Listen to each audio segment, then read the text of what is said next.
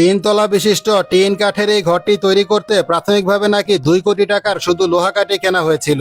এই তথ্যটি আমাকে নিশ্চিত করেছে এই ঘরে কাঠমিস্ত্রির কাজ করেছে এমন একজন ভাই। তারপরেও আরো বিভিন্ন ধরনের কাঠ কেনা হয়েছে, রাজমিস্ত্রিদের খরচ, কাঠমিস্ত্রিদের খরচ, টিন, এবং এই ঘরের পেছন দিকে দালান করে একটি ওয়াশরুম ও কিচেন তৈরি করা হয়েছে। সব মিলিয়ে এই ঘরের বাজেট ধরা হয়েছিল 6 কোটি টাকা। সেটা তো সংকুলান হয়নি। অতঃপর আরো 2 কোটি টাকা বাজেট বৃদ্ধি করে অর্থাৎ 8 কোটি টাকা বাজেট ধার্য করে এই ঘরের নির্মাণ কাজ চলছে প্রায় 2-2.5 বছর যাবত। আরো হয়তো 2-2.5 বছর লাগবে এই ঘরটি পুরোপুরি কমপ্লিট করতে। এই ঘরের ভিতরটা নিচতলা থেকে উপরতলা পর্যন্ত আমি ঘুরে ঘুরে দেখেছি। আসলে এই ঘরের ভিতরকার সৌন্দর্য বর্ণনা করা কঠিন। যে সমস্ত মোটা মোটা লোহা কাঠের খামের উপর এই ঘরটি দাঁড়িয়ে আছে সেটার বিশালত্ব দেখলে নিশ্চিত আপনার মাথা ঘুরে যাবে। তবে সবচেয়ে বেশি গর্জিয়াস লেগেছে নিচতলা থেকে দোতলায় ওঠার সিঁড়িটা। আমার মনে হয় শুধু সিঁড়িটা তৈরি করতেই 20 লাখ টাকা খরচ হয়েছে।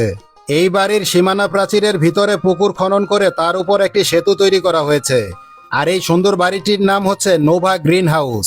এটি আমাদের মুন্সিগঞ্জ জেলার টঙ্গিবাড়ি উপজেলার দিঘিরপাড় বাজারের পূর্ব পাশে রাখিরকান্দি গ্রামে অবস্থিত। বাড়িটি আপনার কেমন লাগলো কমেন্টে জানিয়ে যান।